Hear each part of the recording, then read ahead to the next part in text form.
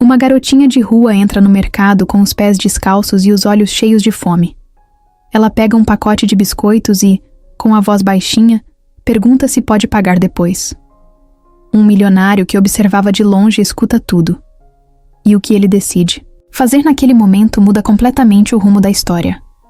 Júlia entrou no mercado com os pés pretos de sujeira, os cabelos grudados e embaraçados, e o estômago doendo tanto que ela quase não sentia mais fome. Era aquele tipo de fome que não avisa, só ocupa todo o corpo, deixando a cabeça zonza, os olhos pesados e a vontade de sentar no chão e não levantar mais. Mas ela não podia sentar. Se parasse, não ia conseguir continuar. E ela sabia que, se parasse, talvez não levantasse nunca mais. O mercado era pequeno, de bairro, com prateleiras meio tortas e cheiro de pão doce misturado com desinfetante. Tinha umas 3 pessoas lá dentro. Um senhor de boné olhando os legumes, uma mulher reclamando do preço do arroz e um homem alto, bem arrumado, de terno, parado na fila do caixa, olhando o celular. Júlia entrou sem olhar para ninguém. Foi direto para a prateleira dos biscoitos. Sabia exatamente onde ficava. Já tinha ido lá outras vezes, mas sempre era expulsa antes de conseguir pegar alguma coisa. Dessa vez, foi rápido. Pegou um pacote de biscoito recheado de chocolate, apertou, forte contra o peito e foi até o caixa. Ela sabia que não tinha dinheiro, nenhum centavo. Mas tinha esperança. Uma esperança pequena, fraca, quase invisível, mas ainda viva. Chegou perto do caixa, olhou para cima com os olhos fundos e perguntou com a voz mais firme que conseguiu fazer: "Moço, posso pagar depois?" Atendente, um rapaz com cara de cansado e uniforme vermelho, olhou para ela com desprezo. Já conhecia aquele tipo de criança. Já tinha visto várias vezes. Achava que ela ia roubar, fazer cena ou incomodar os clientes. "Ô garota, não vem com essa não. Aqui não é fiado. Vai embora, vai." Ela não se mexeu. Ficou parada, segurando o pacote. Sentiu o rosto esquentar, mas não era vergonha. Era cansaço. Era o corpo avisando que estava no limite. O homem de terno na fila levantou os olhos do celular e ficou observando. Ele não falou nada, só olhou. Primeiro, pensou que fosse mais uma criança tentando ganhar atenção. Depois reparou nas mãos dela. Eram pequenas, finas, com a pele rachada e cheia de feridas. Reparou nos olhos. Não tinha teatro ali. Tinha fome. Fome de verdade. O atendente deu a volta no balcão, foi até Júlia e tentou puxar o pacote da mão dela. Ela não soltou. Ele falou mais alto: "Anda, vai embora, menina. Não vou chamar a polícia porque sou bonzinho, hein?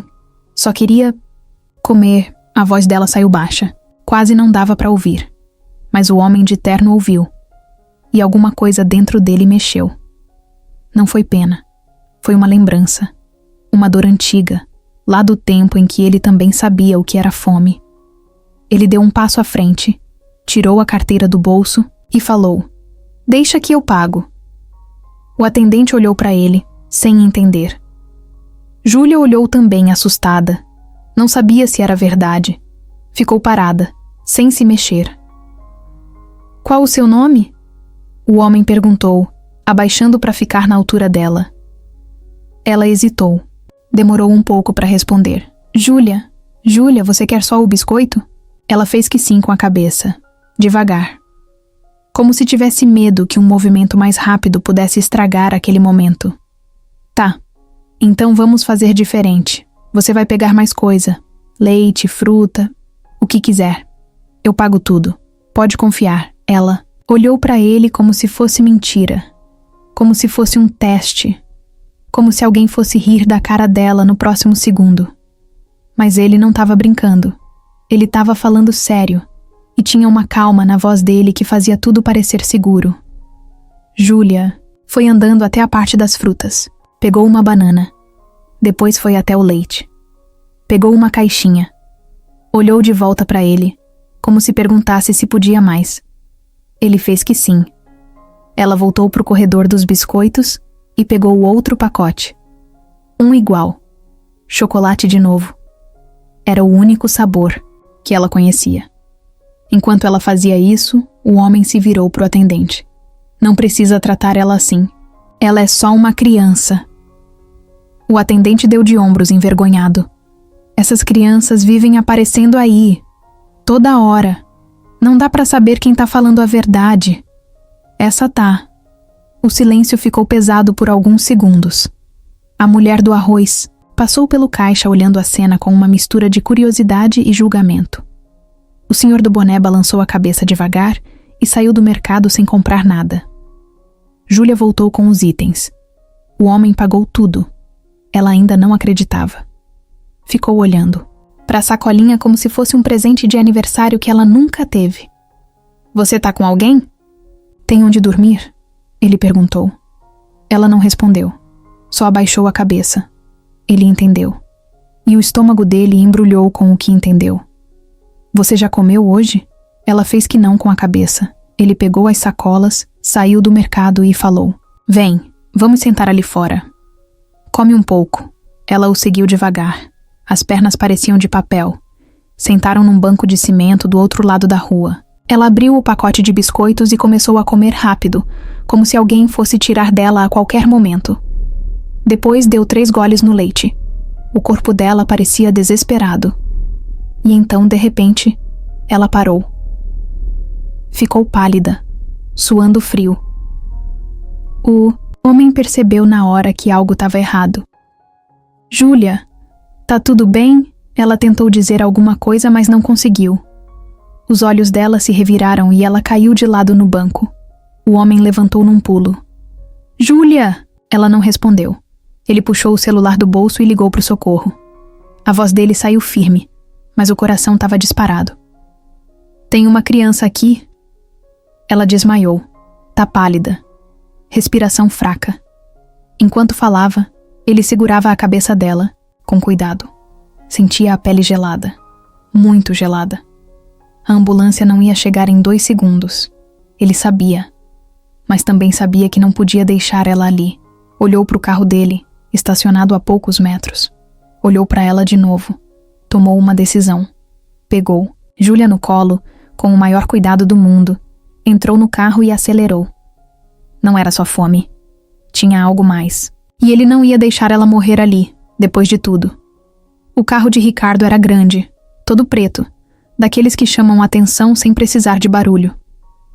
Mas naquela hora, ele não se importava com o carro, nem com os olhares. O banco de trás estava cheio de papéis, contratos, pastas. Ele jogou tudo no chão para conseguir deitar Júlia ali, com a cabeça apoiada na mochila dele. O trânsito estava meio travado, mas ele foi pelo acostamento, buzinou, fez o que precisava fazer. Nem parecia o mesmo homem que, normalmente, odiava a confusão e evitava qualquer coisa que parecesse escândalo. Aquilo era diferente. Aquela menina estava desmaiada, fria, e ele sabia que segundos podiam fazer diferença. Chegando no hospital particular, desceu do carro já gritando por socorro. 2 enfermeiros vieram correndo com uma maca. Ricardo colocou Júlia ali e seguiu empurrando com eles como se fosse da equipe. Na recepção, começaram a perguntar coisas. Nome da paciente? Responsável? Ele respondeu rápido. Júlia? Não sei o sobrenome. Tava passando mal. Eu trouxe. Eu pago tudo. Mas o senhor é o pai dela? Não. Mas... agora eu sou o que ela tem. Assinaram papéis, pegaram os dados dele e levaram Júlia direto para a ala de emergência. Ricardo ficou esperando do lado de fora, andando de um lado para o outro, com a testa suada, a respiração presa. Sentia um peso no peito, como se fosse culpa, mas não sabia direito por quê.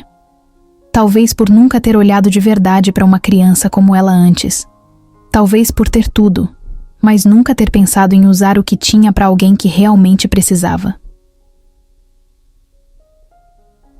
Tempo ali não passava. Cada minuto parecia 1 hora. Até que depois de quase 1 hora, um médico apareceu. Jaleco branco, cara de sono, mas com um jeito direto. O senhor é o responsável por ela? Ricardo fez que sim. Ela estava com níveis baixíssimos de glicose e desidratação severa. Teve um desmaio por hipoglicemia. Também encontramos sinais de infecção no pulmão. E a saturação dela estava muito baixa. Se o senhor não tivesse trazido ela agora, talvez não desse tempo. Ricardo engoliu seco. Não sabia se ficava aliviado ou mais preocupado ainda. Mas ela vai ficar bem? Com medicação, repouso e alimentação adequada, sim. Mas ela vai precisar de acompanhamento. Não é só uma questão física. Essa menina passou por coisa demais, ele assentiu. Olhou para o chão, depois para o corredor. Posso vê-la? Ela tá sedada. Mas pode entrar. Ricardo entrou devagar no quarto. Júlia estava lá, deitada, com um lençol até o peito, uma máscara de oxigênio no rosto, o braço com soro. Ela parecia tão pequena naquela cama enorme, tão leve, tão quebrada, que deu vontade de chorar. Mas ele segurou. Sentou na cadeira, do lado, e ficou ali, olhando para ela. Aos poucos, a cabeça dele foi longe. Pensou na infância dele, no abrigo, nas brigas, nas noites em que dormia com fome. Pensou nas vezes que quase desistiu. Pensou em como a vida foi dura. Mas ele teve sorte. Alguém deu uma chance para ele. Um professor que acreditou. Um chefe que não ignorou. Alguém estendeu a mão. E ele nunca mais esqueceu. A diferença é que Júlia não teve ninguém. Até agora. O telefone dele tocou. Era o assistente da empresa. Doutor Ricardo, o senhor tá sumido. A reunião com os investidores já começou. Ele olhou para a menina e respondeu seco. Cancela tudo. Mas, senhor, cancela. Hoje não tem negócio que seja mais importante do que isso aqui. Desligou. Ficou ali, em silêncio, ouvindo o som do oxigênio saindo devagar da máscara. Depois de um tempo, entrou uma enfermeira com comida. O senhor quer comer alguma coisa? Traz um café, forte. Ela saiu. Ele encostou a cabeça na parede e fechou os olhos por alguns segundos. Não dormiu, só respirou fundo. Na manhã seguinte, Júlia acordou. Abriu os olhos devagar, confusa. Ainda estava fraca, mas respirava melhor. Ricardo percebeu e levantou da cadeira na mesma hora. Ei, tudo bem? Ela olhou para ele meio assustada. Depois relaxou um pouco. Reconheceu. Você me trouxe aqui? Trouxe. Você desmaiou, mas agora tá segura. Já tá tudo bem. Eu comi rápido demais. Eu sei, mas isso vai mudar. Agora você vai ter comida sempre que precisar. E lugar quente para dormir. Ela não respondeu. Ficou olhando pro teto. Você vai ficar aqui no hospital uns dias, até melhorar. Depois a gente vê o que faz, tá? Ela virou o rosto devagar. Olhou para ele nos olhos e perguntou com a voz mais baixa do mundo. Você vai me deixar aqui? Ele demorou 1 segundo para responder, porque não queria mentir, mas também não sabia o que dizer ainda. Eu vou estar aqui todos os dias, prometo. Ela voltou a olhar pro teto. Todo mundo sempre vai embora.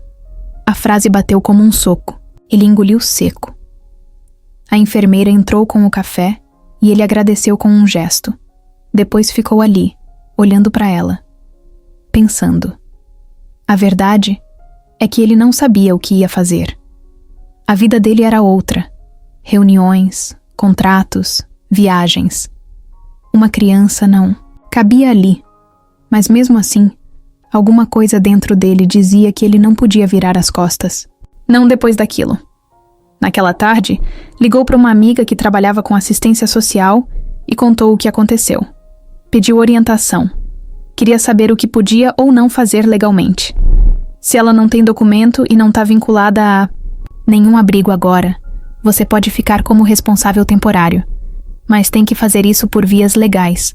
Vai ter que assinar um termo. Ele topou na hora. Me manda o que eu tenho que preencher. Eu assino tudo, ela perguntou. Você tem certeza? Isso muda tudo. Ele olhou para Júlia, que dormia de novo, agora com o rosto menos tenso, e respondeu. Eu nunca tive tanta certeza de nada. Júlia estava deitada na cama do hospital, com o rosto mais calmo do que antes, mas ainda com aquele olhar de quem não confia. Não por mal. É só que quando se cresce nas ruas, é assim. Ninguém aparece para ajudar de graça. Sempre tem alguma coisa escondida. Só que Ricardo estava ali, sem segundas intenções. Só com uma vontade enorme de fazer o certo. Mesmo sem saber direito o que era o certo naquele momento. No segundo dia, ela já estava acordada, mas ainda bem fraca. O médico tinha dito que a alimentação precisava ser feita aos poucos, para não causar mais mal do que bem. Mas o corpo dela estava pedindo comida. Dava para ouvir o estômago dela roncar no quarto inteiro. Uma enfermeira entrou com uma bandeja. Tinha arroz, frango desfiado, um copinho de suco e um potinho de gelatina. Coisa simples, mas para Júlia parecia um banquete. Ela sentou com dificuldade, as mãos tremendo, e começou a comer. Só que mesmo com fome, ela ia devagar. Como se não quisesse gastar tudo de uma vez. Como se achasse que aquela seria a única refeição decente por dias. Ricardo estava ali, sentado na cadeira do lado, acompanhando. Cada garfada dela dava uma espécie de alívio nele. Era como se, comendo, ela voltasse à vida. Ele queria falar alguma coisa, puxar conversa, mas não queria quebrar aquele momento. Parecia sagrado. Então só ficou quieto, observando, com um aperto no peito e uma vontade enorme de proteger. Quando ela terminou, limpou a boca com as costas da mão e encostou no travesseiro. Ficou olhando para o teto. Depois olhou para ele. Você é rico, né? Ricardo achou engraçado a pergunta. Não, era comum ouvir isso assim, tão direto. Por quê? Porque só gente rica anda com roupa igual à sua. Ele deu um sorriso. Eu tenho uma boa condição. Você tem carro? Tenho. Casa grande? Grande até demais para quem mora sozinho. Ela ficou quieta, pensativa. E por que você me ajudou? Essa pergunta ele ainda não sabia responder direito. Então falou o que vinha na cabeça. Porque ninguém deveria passar pelo que você passou. Ela abaixou os olhos, apertou os dedos. Tava desconfiada ainda, mas não parecia brava, só cansada. Na tarde daquele mesmo dia, o médico entrou no quarto com o exame do pulmão. Disse que tinha dado positivo para uma infecção. Nada grave se tratada, mas perigosa para alguém fraca daquele jeito. Vamos começar com antibiótico e acompanhamento. Ela vai precisar de alguns dias aqui. Ricardo concordou, sem nem pensar. Quando o médico saiu, ele virou para ela. Vai. Ficar tudo bem, viu?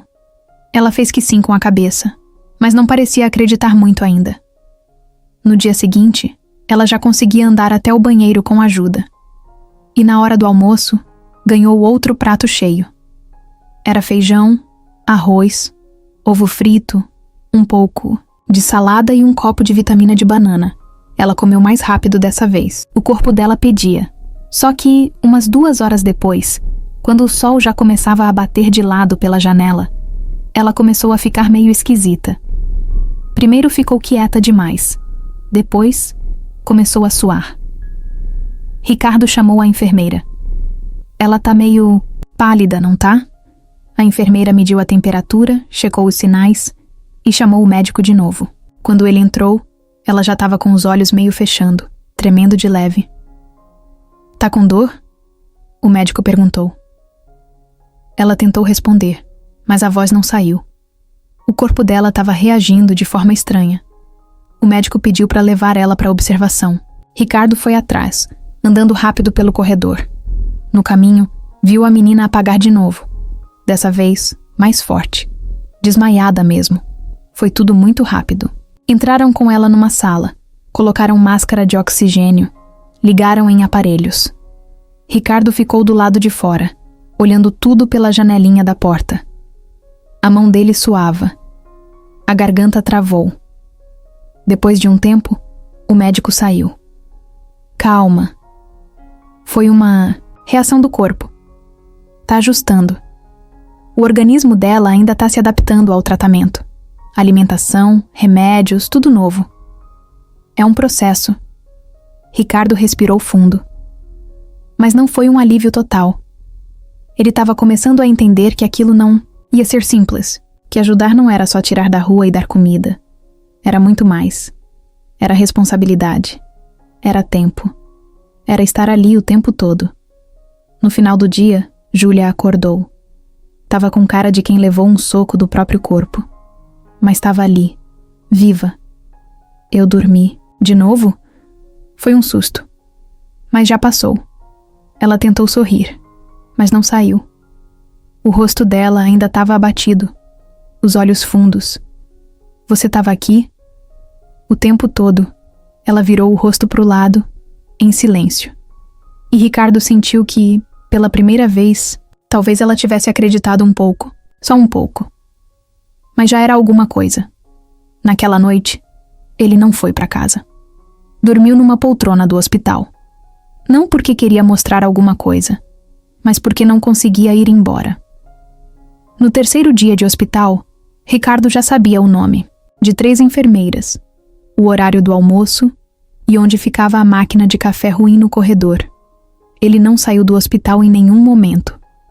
Dormia mal, de olhos meio abertos, sentado naquelas cadeiras duras que pareciam feitas para expulsar visitante. Mas ele não ligava. Toda vez que Júlia acordava e via ele ali, ela perguntava baixinho: "Você ainda tá aqui?" E ele sempre dizia a mesma coisa: "Tô, não vou sair." Só que a dúvida estava ali. Não era sobre ele ficar, era sobre o que ela tinha. O médico tinha falado de infecção, fraqueza, desnutrição, um monte de palavras que ele entendeu só, pela metade. Então, no começo da manhã, ele pediu uma conversa. Queria saber tudo. De verdade, sem filtro. A médica responsável por Júlia chamou ele para uma salinha. Era uma mulher na faixa dos 40, com óculos na ponta do nariz e expressão cansada, mas firme. Ela abriu a pasta com os exames e começou. "Seu Ricardo, vamos ser bem diretos, tá?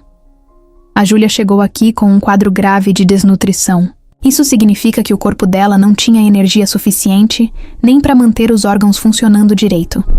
Ela estava com a imunidade muito baixa, por isso qualquer infecção pega rápido." Ricardo ouvia tudo sem piscar, nem mexia. Além disso, a gente fez uma série de exames mais profundos. Os pulmões dela têm uma inflamação crônica, provavelmente causada por exposição constante ao frio, poluição e talvez até cigarro passivo. Não é recente. Isso vem de antes. Só piorou. "Tem nome essa doença?" Ele perguntou com a voz seca. "Bronquite crônica.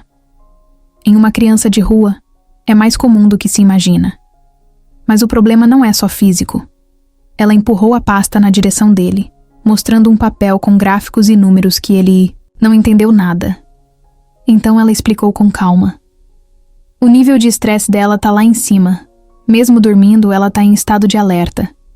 O corpo dela reage como se tivesse em perigo o tempo todo. Isso afeta o coração, o cérebro, a recuperação, tudo. Mas ela vai sair dessa?" A médica olhou nos olhos dele. "Com acompanhamento, sim. Vai ser uma recuperação lenta, mas possível. Agora, vai precisar de rotina, de segurança, alimentação certa, remédio. E mais que isso, ela vai precisar confiar em alguém. Coisa que claramente ela não sabe como fazer." Ricardo ficou em silêncio. Passou a mão no rosto. Tinha olheiras. Parecia mais velho. "Eu fico com ela o tempo que for preciso." "O senhor tá preparado para isso?" "Tô." Ela assentiu, mas com um olhar meio desconfiado. Já tinha ouvido outras pessoas dizerem isso. E a maioria não aguentava uma semana. Ricardo voltou pro quarto. Júlia estava acordada, com o olhar perdido, brincando com a ponta da coberta. Ele puxou a cadeira e sentou. Ao lado, a médica me contou tudo. Sobre sua saúde, sobre os pulmões, o estômago, tudo. Ela virou o rosto pro outro lado. "Não precisa esconder nada. Eu só quero te ajudar." Ela fechou os olhos e respirou fundo. Depois falou, sem olhar para ele. "Eu não gosto de hospital. Fico com medo de dormir e não acordar. Aqui você tá segura. E eu vou estar aqui, toda vez que você abrir os olhos. Pode confiar. Eu não sei como faz isso. Essa frase ficou no ar por alguns segundos. Doeu ouvir. Porque era verdade. Na hora do almoço, ela comeu menos. O corpo ainda estava fraco, mas já conseguia conversar um pouco mais. Perguntou sobre a casa de Ricardo, sobre como era viver sozinho. E aí veio a pergunta que ele não esperava. Por que você não tem filho? Ele parou por um segundo. Nunca tinha falado disso com ninguém, mas respondeu. Eu e a mulher que eu amava não conseguimos ter filhos. A gente tentou por um tempo, mas ela ficou doente. E depois, ela se foi. Já faz alguns anos. Você ficou sozinho. Fiquei. Ela ficou pensativa. Depois sussurrou. Eu também. No final do dia, Ricardo pediu à médica uma autorização para levar Júlia até o pátio do hospital. Só por uns minutos, para pegar um pouco de sol, com cadeira de rodas, claro. Ela topou. Júlia foi enrolada num cobertor, com o soro preso ao suporte. Ricardo empurrou a cadeira devagar. Quando saíram do quarto, ela arregalou os olhos com a luz. Sentiu o ar mais quente e sorriu de leve. Faz tempo que eu não via o céu. O céu continua aí. Mesmo quando a gente não olha. Quando eu morava na rua, eu achava que o céu ia me engolir. Ele parou de empurrar a cadeira e olhou para ela. Agora ele vai te proteger. Ela olhou para cima, silenciosa, os olhos brilhando. Por um segundo, parecia uma criança normal. Só por um segundo. E foi ali, naquele pedaço de sol entre as árvores do pátio, que Ricardo entendeu. Aquilo era só o começo. Ricardo sempre foi um cara difícil de decifrar. Quem olhava para ele de fora via só o pacote completo. Empresário bem-sucedido, roupas alinhadas, relógio caro no pulso, celular de última geração, carro importado, escritório com vista para o centro da cidade. O tipo de homem que resolve as coisas com uma ligação e anda como se soubesse o que está fazendo o tempo todo. Só que ninguém nasce assim. E Ricardo menos ainda. Ele cresceu em um abrigo público, em Guarulhos. Foi largado lá com 6 anos, depois que a mãe foi levada por um surto em plena rua. Ninguém nunca soube se era problema mental, se era droga ou os dois. O pai nunca nem apareceu.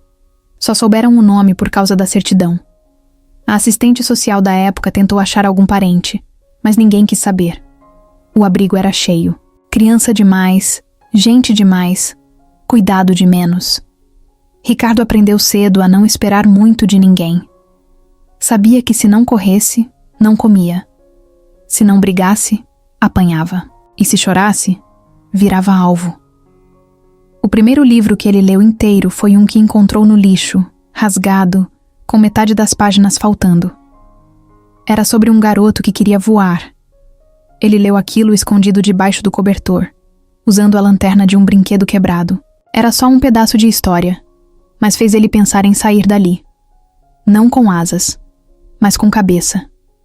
Quando fez 15 anos, conseguiu um estágio de meio período numa gráfica. Ficava limpando máquinas, empilhando papel. O dono era um senhor calado, mas observador.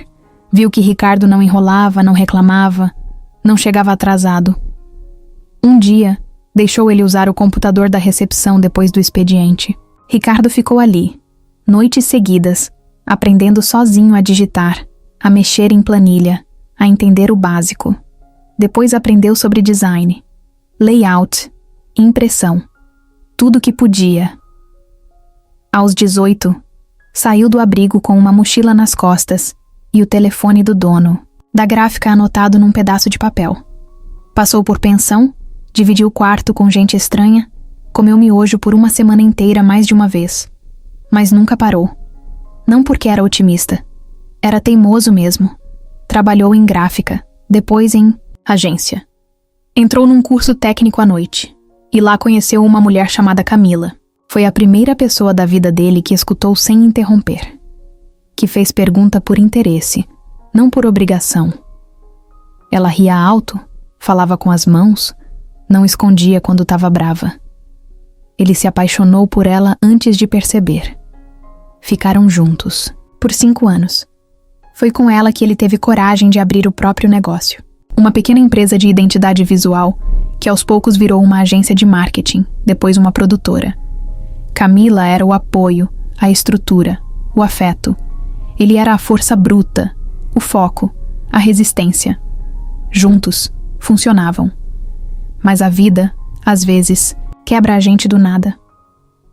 Camila descobriu um câncer agressivo, raro, difícil. Foi rápido demais. Ele tentou tudo. Médico particular, clínica fora do país, promessa, oração, desespero.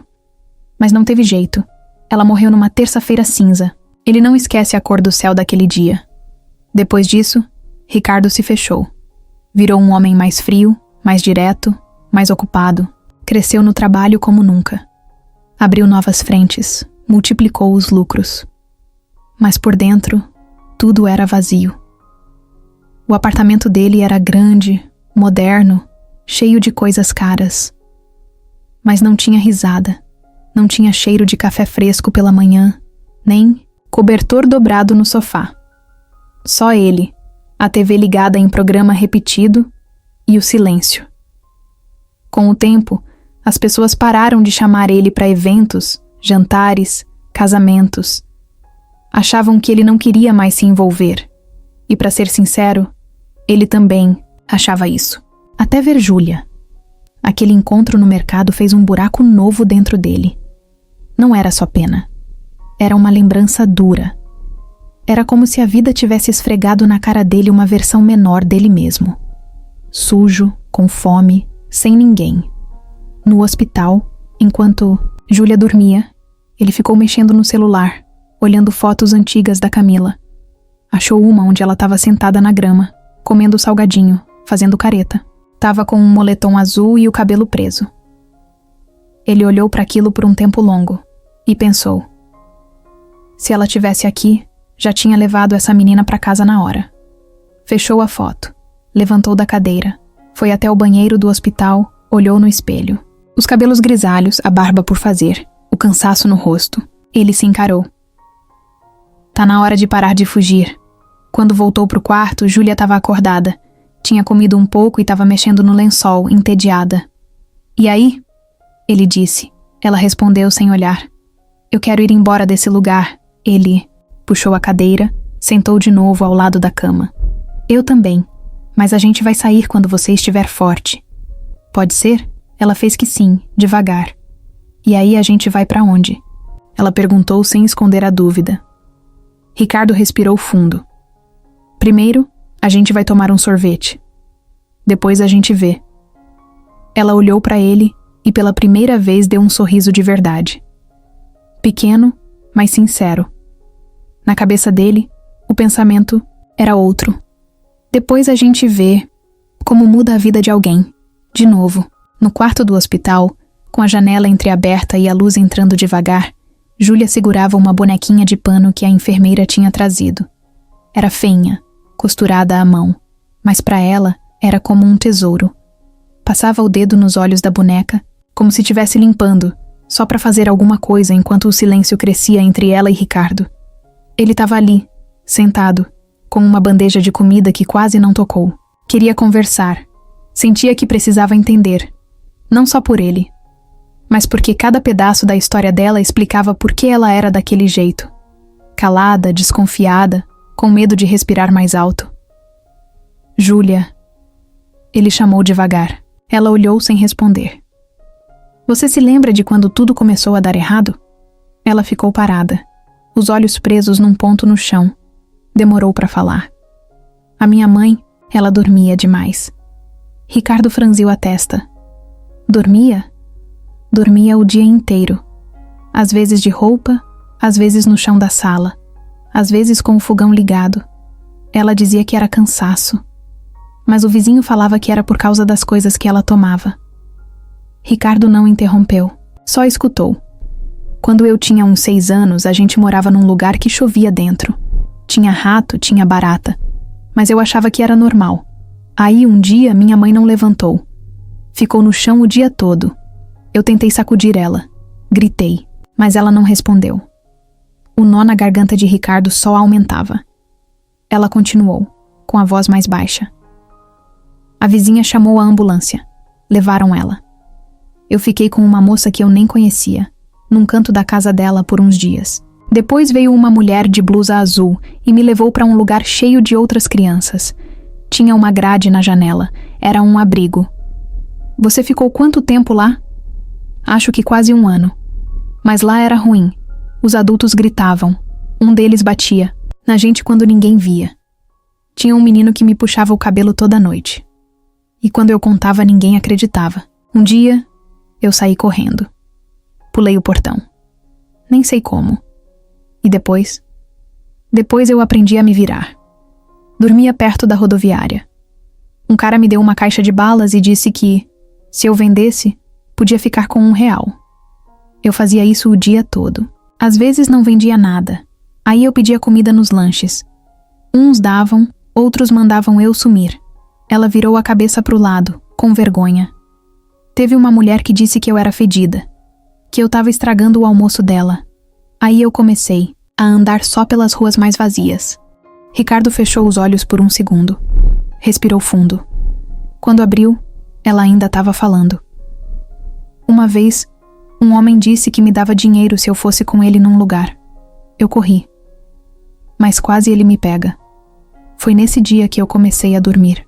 Em cima da marquise, na frente da farmácia. Era alto, e ninguém me via ali. Ela fez uma pausa longa. A boneca escorregou do colo, mas ela não ligou. Quando ficou frio de verdade, eu achei que ia morrer. Me encolhi toda. Abracei o saco de lixo que eu usava de cobertor e pedi para minha mãe voltar. Mas ela não voltou. Ricardo apertou as mãos, tentando segurar a emoção. E aí, eu fiquei esperando, todos os dias, alguém parar, alguém olhar, alguém perguntar alguma coisa. Ninguém perguntava. Todo mundo via, mas ninguém perguntava. Ela falou isso com uma firmeza que doía, como se tivesse acostumada, como se tivesse engolido o choro por tanto tempo que já nem sentia. Teve um senhor uma vez que me deu uma marmita. Disse que se eu comesse devagar, não passava mal. Ele foi legal, mas nunca mais voltou. Ela olhou para Ricardo, como se quisesse dizer que não esperava que ele voltasse também, que não adiantava ele prometer, porque todos os que prometeram sumiram.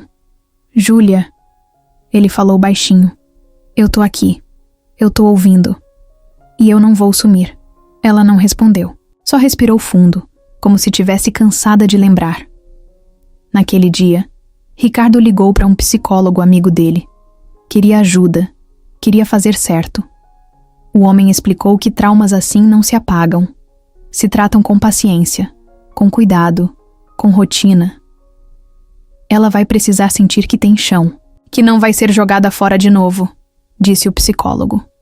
Mais tarde à noite, Júlia dormiu, e pela primeira vez não teve pesadelo. Dormiu com a boneca no peito, enrolada num cobertor quentinho, com uma enfermeira de plantão e um homem, sentado ao lado, acordado, cuidando do sono dela como se fosse o bem mais valioso do mundo. Naquela manhã, Ricardo acordou com o som da limpeza no corredor do hospital. Tinha dormido sentado de novo, com o pescoço torto e o corpo reclamando. Mas o cansaço não o incomodava mais. Era como se ele tivesse entrado num modo automático. Acordar, ver se Júlia estava bem, acompanhar a medicação, conversar com os médicos e ficar ali o tempo todo, sem sair, sem reclamar. A médica apareceu com o prontuário debaixo do braço e avisou que se tudo continuasse do jeito que estava, Júlia poderia ter alta em 2 dias. Ricardo agradeceu, mas ficou quieto. Não disse nada para a menina naquele momento. Queria pensar com calma. Ele saiu do quarto e foi até a lanchonete do hospital. Pediu um pão na chapa e um café preto. Sentou num canto e ficou olhando para o copo, como se estivesse tentando achar uma resposta dentro dele. Porque a verdade era essa. Ele não sabia o que fazer agora. Não tinha um plano. A única certeza era que não queria deixar Júlia sozinha. Mas... E depois? Levou o café até o carro, estacionado no pátio, Entrou, ligou o ar e ficou ali, sozinho, pensando. O apartamento dele não tinha estrutura para uma criança. Ele não sabia cozinhar nada além de ovo mexido. Não sabia lidar com lição de casa, medo de escuro, cólica, gripe. Nunca teve filho, nunca cuidou de sobrinho. Nem bicho de estimação ele tinha. Era um mundo completamente novo. Mas do outro lado, ele também sabia o que era sair do hospital e não ter para onde ir. Já tinha passado por isso. O silêncio depois da alta, quando todo mundo some. O vazio. Respirou fundo. Pegou o celular e ligou para Dona Neide. Ela trabalhava para ele há anos. Era praticamente da família. Uma senhora forte, de voz firme e coração gigante. Dona Neide, bom dia. E seu Ricardo, pensei que o senhor estava desaparecido. Tá tudo bem? Mais ou menos. Eu tô no hospital. Que foi? O senhor tá doente? Não. É uma menina. Uma criança. Longa história. A senhora pode vir até aqui? Claro. Chego aí em meia hora. Ela chegou com a cara de sempre.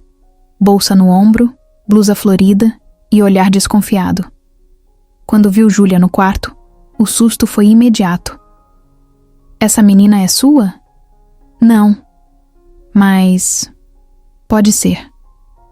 Como assim? Ricardo contou. Tudo. Desde o mercado até os exames, o histórico, os dias no hospital. Dona Neide escutou tudo calada. Depois cruzou os braços e disse: Tá querendo levar ela pra casa?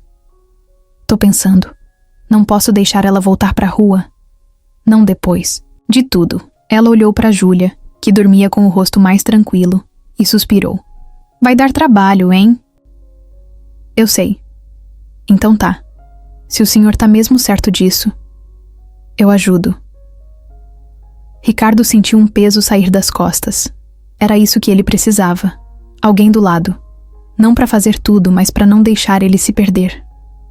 Naquela noite, ele foi até o setor administrativo do hospital e pediu ajuda para entrar com o termo de responsabilidade. Disse que ia levar a menina para casa assim que ela tivesse alta e que ficaria como guardião temporário até resolver a parte legal. A assistente social olhou para ele com cara de dúvida. O senhor tem experiência com criança? Não. Já cuidou de alguém antes? Já cuidei de mim. E agora quero cuidar dela. O senhor sabe que isso envolve um monte de coisa, né? Psicólogo, escola, documentação, rotina, exames, vacina. Eu sei. Mas se for para ela sair daqui e dormir na rua, eu assino o que for. A mulher respirou fundo, imprimiu os papéis e entregou. Assina aqui. E aqui também. No dia seguinte, ele contou para Júlia. Quando a gente sair daqui, você vai comigo. Vai morar comigo por um tempo. Ela arregalou os olhos. Na sua casa? Mas sim. E se eu não me acostumar? A gente tenta de novo. Do seu jeito, ela não respondeu na hora. Ficou com o olhar perdido, mexendo na beirada da coberta. E se você se cansar? Não vou. Todo mundo cansa. Então me dá uma chance de provar que eu não sou todo mundo. Júlia olhou para ele por longos segundos. Não disse nada, mas deu um aceno de cabeça. Um sim, bem pequeno, mas cheio de significado. Na tarde do mesmo dia, Ricardo e Dona Neide foram até o apartamento dele. Começaram a mudar tudo. Tiraram o sofá enorme da sala e colocaram uma cama auxiliar. Arrumaram um cantinho com cobertas, bichinhos de pelúcia que Dona Neide trouxe do neto, livros infantis. Fizeram um lugar simples, mas com carinho. Na cozinha, encheram a geladeira de comida de verdade. Nada de delivery. Frutas, legumes, pão fresquinho, até caixinhas de suco e leite com chocolate. Quando Ricardo voltou para o hospital com uma mochila cheia de roupas novas, sandálias, escova de dente e pijama de flanela, Júlia ficou olhando a mochila como se fosse um baú de tesouro. Isso tudo é para mim? Tudo. Você comprou? Eu e a Dona Neide. Ela pegou o pijama, apertou contra o peito e disse baixinho: Eu nunca tive um pijama novo. Ricardo só conseguiu sorrir. Não sabia o que falar. A garganta travou. Mas ela viu no olhar dele que não precisava de mais nada. 2. Dias depois, Júlia saiu do hospital com uma sacola de remédios, a mochila no ombro e a mão pequena dentro da de Ricardo.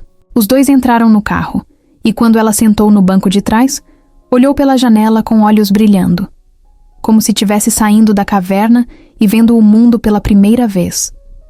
Na frente do prédio, ela olhou para cima. Sua casa é ali? É, nossa, agora. Ela não disse nada. Só entrou, e pela primeira vez em muito tempo, não teve medo.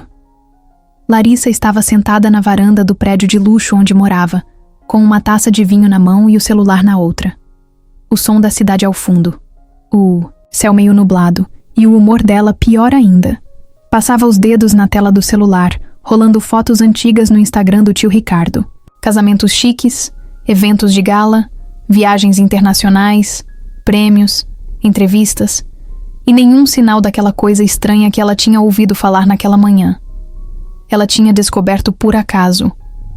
Uma amiga, filha de uma das médicas do hospital, onde Ricardo tinha sido visto durante dias seguidos, comentou no grupo de WhatsApp: "Seu tio tá maluco, Larissa. Dizem que ele levou uma mendiga pro hospital, uma criança, e que agora vai levar pra casa. Você sabia disso?" Ela não sabia. E quando soube, achou que era piada. Mas depois começou a puxar fios. Ligou pra dona Neide, que atendeu com a voz desconfiada. "Oi, Neide, tudo bem? Larissa? Ué, quanto tempo, né? Pois é. Fiquei sabendo que meu tio tá com uma menina. O que é isso?" "É uma menina que ele encontrou. Tava mal. Ele ajudou. Tá cuidando. E você tá achando isso normal?" Dona Neide respirou, fundo do outro lado. "O que eu acho ou não muda nada. O que eu sei é que a menina tava doente e agora tá melhor. E ele tá feliz. Feliz com uma criança suja, sem pai nem mãe, entrando na casa dele? Cuidado com o que você..." "Fala, Larissa. Eu só tô preocupada. Vai que essa menina tá mentindo. Vai que tem problema. Vai que ela rouba alguma coisa. Se for pra falar bobagem, eu vou desligar." Larissa desligou na hora, sem paciência. Foi até o escritório do apartamento, pegou um caderno velho, uma caneta e começou a anotar. Ela tinha aprendido com o pai que herança se protege. E aquele apartamento, aquela empresa, aquele dinheiro, tudo aquilo, no fim, era pra ser dela. Ricardo nunca teve filhos, nunca quis adotar ninguém, nunca nem teve cachorro. E agora, do nada, aparece com uma menina de rua em casa? Não. Alguma coisa estava errada ali. Ela entrou no computador, pesquisou o nome de alguns advogados conhecidos da família. Mandou mensagem para 2. "Precisamos conversar sobre direito sucessório e tutela temporária. Urgente." Depois ligou para o contador da empresa de Ricardo. "Oi, Joelson. Aqui é a Larissa. Me diz uma coisa. Meu tio tá fazendo alguma movimentação estranha? Alguma doação? Mudança no testamento? Não que eu tenha visto, mas posso verificar com calma. Faz isso pra mim. Qualquer coisa estranha, me avisa. Ah, e não comenta com ele. Ele tá... sensível." Desligou com um sorriso no rosto. Era falso, mas era o sorriso que ela usava quando queria algo. Larissa nunca gostou de ser deixada de lado. Cresceu vendo o tio como uma mistura de pai e modelo de sucesso. Ele pagou os estudos dela, o primeiro carro, o intercâmbio, o MBA. Mas com o tempo, os dois foram se afastando. Ricardo começou a achar que ela era mimada demais, agressiva nos negócios, fria com as pessoas. E ela achava ele velho, ultrapassado, mole demais. O que doía mesmo era o que ele disse na última vez que discutiram. "Larissa, você só pensa em você. E isso me preocupa. Ela não esqueceu. E agora, com essa menina entrando na vida dele assim, do nada, como se fosse filha, como se fosse herdeira. Isso mexia com tudo que ela acreditava que era dela por direito. Naquela semana, Ricardo levou Júlia para uma consulta no pediatra e depois para tirar os primeiros documentos. Ela foi registrada como Júlia dos Santos, até que a origem dela pudesse ser verificada. A assistente social acompanhava o caso, e Dona Neide já tinha ajeitado o quarto dela com tudo o que precisava. Larissa, enquanto isso, contratava um detetive particular. Um cara que dizia saber descobrir qualquer coisa de qualquer um. Eu quero o histórico dessa menina, tudo. Se passou por abrigo, se foi registrada, se tem parente vivo. E se encontrar qualquer coisa que a desqualifique, ótimo. Isso é legal? Não tô pedindo pra você seguir a menina, só quero informação. E rápido. Ela desligou e foi pro espelho. Encarou o próprio reflexo. Arrumou o cabelo, retocou o batom. Aquela menina podia ter comovido o tio, mas não ia enganar ela. Não tão fácil. Na manhã seguinte, Larissa apareceu de surpresa no prédio de Ricardo. Tocou o interfone. Sou eu, tio. Queria conversar um pouco. Ricardo achou estranho, mas liberou. Ela subiu, deu um beijo no rosto dele e entrou. Reparou na decoração da casa. Nada muito diferente. Só o detalhe do cantinho infantil no canto da sala. Então é verdade mesmo, ela disse olhando o espaço. É. Cadê? Ela. Tá dormindo. A gente voltou do médico agora há pouco. Larissa cruzou os braços. E o que você vai fazer, Ricardo? Vai criar ela como filha? Vai botar no colégio particular? Dar sobrenome e abrir uma poupança? Se for preciso, sim. Ela riu com deboche. Você tá ouvindo o que tá dizendo? Tô. E tô falando com calma, pra você entender.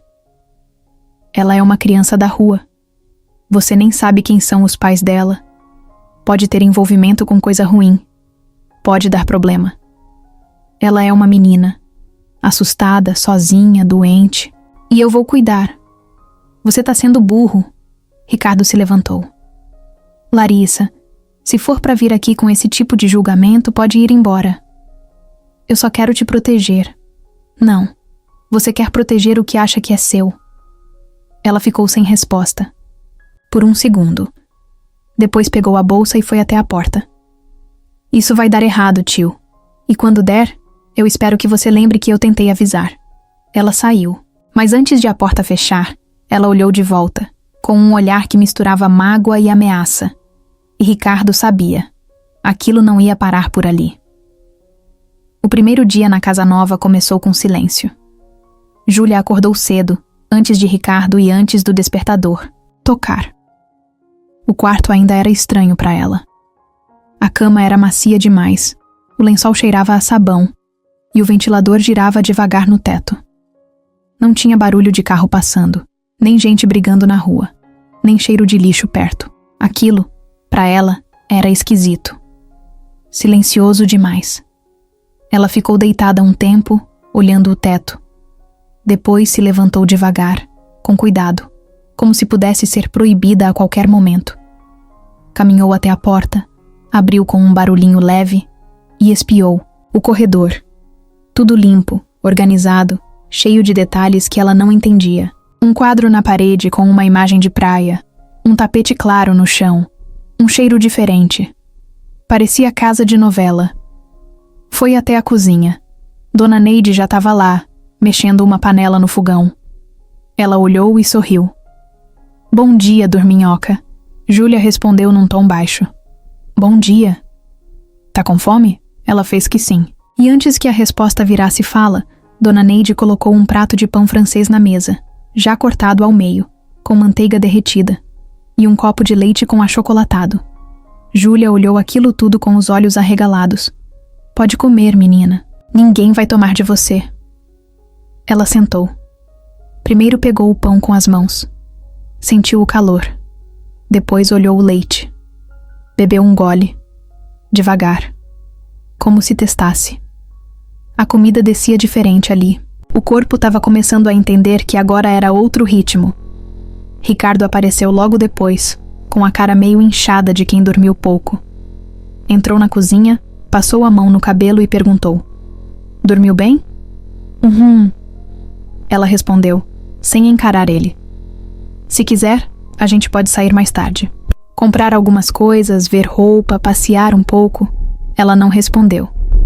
Dona Neide soltou. Vai com calma, homem. Deixa a menina respirar. Ricardo deu um sorriso sem jeito. Sabia que estava se esforçando demais. Só não queria errar. Já tinha errado tanto na vida. Naquela manhã, Júlia ficou sentada na sala vendo o desenho. Primeiro só olhou de longe, depois pegou o controle e começou a mexer. Riu de um episódio, fez careta em outro. Dona Neide passava pela sala e via ela ali, encolhida no sofá, e balançava a cabeça. No começo da tarde, Ricardo chegou com um notebook. Júlia, posso te mostrar uma coisa? Ela olhou desconfiada. É um joguinho, de colorir. Se você gostar, eu baixo mais. Ela se aproximou devagar. Sentou do lado dele no sofá. Ele abriu o jogo. Era simples. Pintar desenhos com números. Ela pegou o mouse com dificuldade. Mexeu devagar. Errou. Voltou. Depois acertou. E sorriu. Ricardo se segurou para não comentar. Deixou ela viver o momento. Na hora do banho, foi um desafio. Ela não queria. Disse que estava limpa. Disse que já tinha se lavado de manhã. Mas Dona Neide insistiu com jeitinho. Vai se sentir melhor. E a água é quente, menina. Você merece coisa boa também. Júlia aceitou, mas só depois que Dona Neide prometeu que ficaria do lado de fora do banheiro, só para qualquer coisa. Quando a água quente caiu nas costas dela, ela travou por um segundo. Depois relaxou. Ficou ali um tempão. Saiu com a pele vermelha de tanto tempo, o cabelo molhado e um pijama novinho. Se olhou no espelho e mal se reconheceu. Na segunda noite, ela teve pesadelo. Ricardo acordou com o grito. Foi até o quarto. Encontrou ela sentada na cama, suada, com os olhos arregalados. Tá tudo bem. É só um sonho. Tinha fogo. E eu tava presa. Ninguém ouvia. Ele se sentou do lado. Foi só um sonho. Você tá segura agora. Ela não chorou. Só ficou ofegante. Ele ficou ali, quieto, até ela deitar de novo. Depois voltou pro quarto dele, mas dormiu com a porta aberta. No terceiro dia, Júlia ganhou um caderno e canetinhas. Você gosta de desenhar? Ela deu de ombros. Nunca tive onde. Na primeira folha, desenhou uma árvore e uma casa com uma porta aberta. Depois desenhou uma menina com cabelo bagunçado e um homem de terno. Não explicou o que era. Só mostrou para Dona Neide, que segurou o riso e elogiou. Tá bonito demais, menina. Naquela semana, Ricardo começou a organizar a ida dela para a escola. Ligou para uma psicóloga infantil. Comprou livros. Pediu para a empresa deixar ele trabalhar remoto alguns dias. Era tudo novo. Mas ele estava tentando. Larissa, claro, ainda não tinha desistido. Mandava mensagens frias. Precisamos conversar. Podemos almoçar? Você tá bem? Mas Ricardo não respondia. Ele já sabia que o que ela queria não era saber dele. Era controle, e ele não ia abrir mão daquilo. Júlia, aos poucos, começou a chamar Ricardo de moço. Moço, onde tá a toalha? Moço, posso comer iogurte? E ele fingia que não ligava, mas cada vez que ouvia, sentia algo mudar por dentro. Sabia que era o começo. No fim daquela primeira semana, ela correu para ele com um desenho novo. Tinha feito sozinha. Era um quarto com uma cama, uma televisão e 2 pessoas de mãos dadas. Esse sou eu? Aham. E eu também. Ele olhou o desenho, depois olhou para ela. E essa casa aqui? É nossa, né? Ricardo respirou fundo. A voz dele quase não saiu. É sim. Ela sorriu. Ele também. E naquele sorriso tinha mais verdade do que qualquer documento assinado. A vida de Ricardo sempre foi cronometrada. Acordava às 6, tomava café às 6h15, checava e-mails às 6h30 e às 7 já estava no carro indo pro escritório. Tudo funcionava como um relógio. Limpo, exato, frio. Só que agora não era mais assim. Na segunda-feira, o despertador tocou e ele nem precisou levantar correndo. Já estava de pé. Tinha acordado antes, com o barulhinho leve, de passos descalços no corredor. Júlia estava tentando achar a cozinha sozinha para não incomodar. Quando viu Ricardo já ali, ela travou. Eu ia pegar só um pão. Tá certo. E se quiser leite quente, eu faço. Ela sorriu de leve e puxou a cadeira. Sentou, com o cabelo todo bagunçado e a camiseta do pijama cheia de dobras. Ele olhou aquela cena e pensou: é isso. Agora, começa. Enquanto ela comia devagar, Ricardo abriu o notebook na mesa. Tentou dar conta dos e-mails, mas se perdia nas frases. Um olho na tela, outro nela. Ela ainda era um corpo estranho naquela casa, mas estava começando a caber ali, e ele sabia que isso levava tempo. Depois do café, Ricardo levou Júlia até uma clínica onde uma psicóloga ia começar a acompanhar o caso dela. A sala era colorida, cheia de brinquedos, puffs e desenhos na parede. A psicóloga, uma mulher, jovem e simpática chamada Helena, estendeu a mão com calma. Tudo bem, Júlia? Vamos bater um papo? A menina ficou em silêncio. Olhou para Ricardo. Ele assentiu com a cabeça. Eu vou ficar aqui na recepção, tá? Ela entrou devagar. Não chorou. Não resistiu. Mas foi com o corpo todo tenso. Quando voltou, 30 minutos. Depois, não quis contar nada. Só disse: ela é legal, mas faz perguntas difíceis. Ricardo respeitou. Sabia que abrir a boca é fácil, mas abrir o coração leva tempo.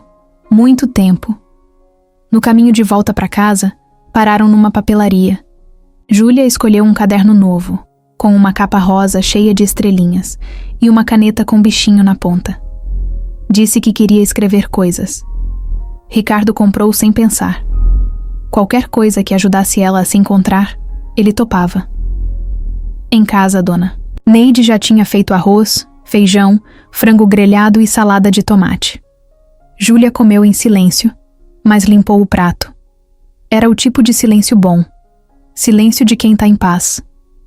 À tarde, ela sentou na varanda com o caderno. Ficou escrevendo por um tempo. Às vezes rabiscava. Às vezes só olhava pro nada. Quando Ricardo passou por ali e perguntou o que ela estava escrevendo, ela respondeu: tô treinando a letra. A minha é feia. Nada disso. O que importa é o que tá escrito. É segredo. Tudo bem. Segredo aceito. Naquela semana, Ricardo começou a reduzir o ritmo no trabalho. Deixou a equipe tocando algumas decisões.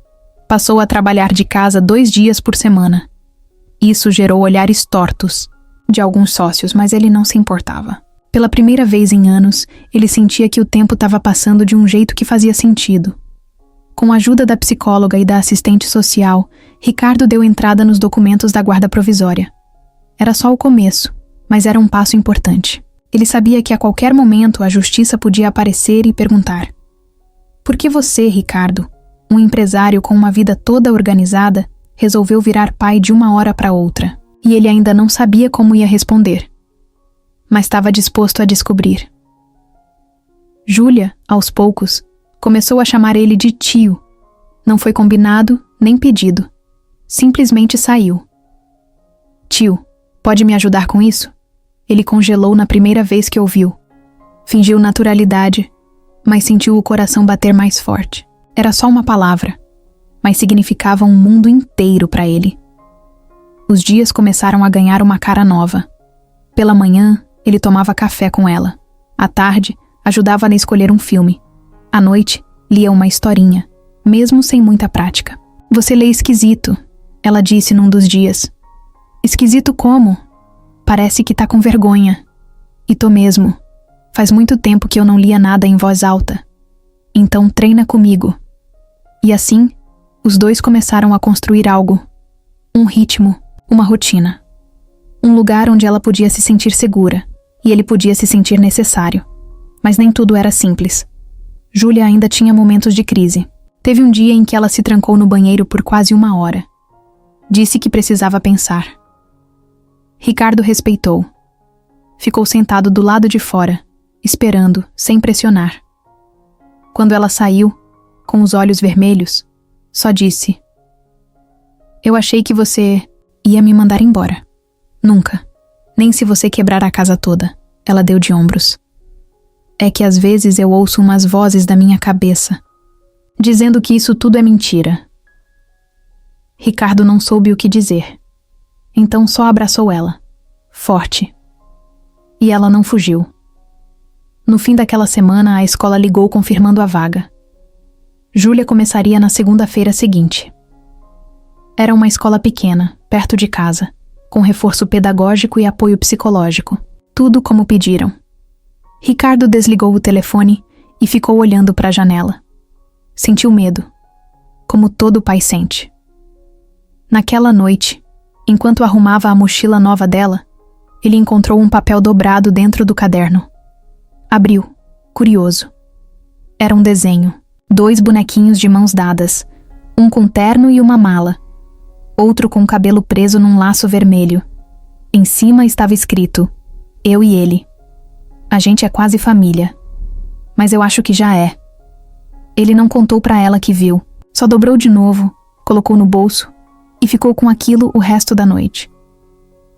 Na manhã de terça, Júlia acordou animada. Era o primeiro dia de aula dela na escola nova. A mochila já estava pronta desde o dia anterior, o uniforme dobrado em cima da cama, os tênis limpos. Coisa rara para ela, que nunca teve nem chinelo inteiro. Dona Neide fez pão com queijo e um suco de laranja espremido na hora. Ricardo tirou uma foto dela sorrindo antes de saírem. Aquela era uma cena que ele nunca imaginou viver. No caminho, ela foi falando pouco, mas dava para ver no jeito de segurar a mochila, no brilho dos olhos. Estava empolgada, assustada também, mas empolgada. Quando chegaram na escola, Ricardo segurou na mão dela e disse: vai com calma, e se não gostar, a gente conversa. O importante é você tentar. Ela fez que sim com a cabeça, respirou fundo e entrou. Enquanto isso, Ricardo voltou para casa, sentou no sofá com o celular e começou a responder e-mails do trabalho. Tava tudo começando a entrar nos trilhos. Uma rotina de verdade. Um lar de verdade. Só que isso durou pouco. Por volta das 11 da manhã, o telefone fixo tocou. Era algo que quase ninguém usava mais. Ele estranhou. Atendeu com aquele alô desconfiado. Seu Ricardo? Aqui é Sandra, do Conselho Tutelar. O senhor pode comparecer aqui hoje à tarde? Precisamos conversar sobre a menor chamada Júlia dos Santos. Ricardo gelou. O que aconteceu? Prefiro explicar pessoalmente, mas posso adiantar que recebemos uma denúncia anônima sobre a situação da criança. Temos obrigação de investigar. Ele fechou os olhos por um segundo. Já sabia de onde vinha, e não era anônima coisa nenhuma.